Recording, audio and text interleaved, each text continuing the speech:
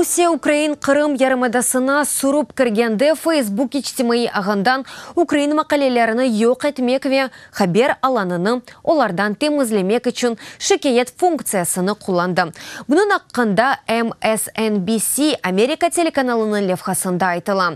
Русия мақсус қызметлерінің юзлерде хадимы ичтимаи ағыда Украин файлерінің пайлашқанларына шикает етеді. Бұның себебінден Facebook оларны селейді. Малюматның чешетіне бақмадан Русиялілер оның ақаретлігіне яда мұдережесінің ясақ олғаныны қайдетеді. Күтлевей шикеетлеріні девлет дестегі еле йолайеділер. Бұның нәтижесінде Украин қоланыжылары ресурсны қоланып оламайды. Бөлеліктен Федерация үкіметі Русия заптына қаршы яңғыраған сеслеріні сустырмақ үшін Facebook'ны қоланды.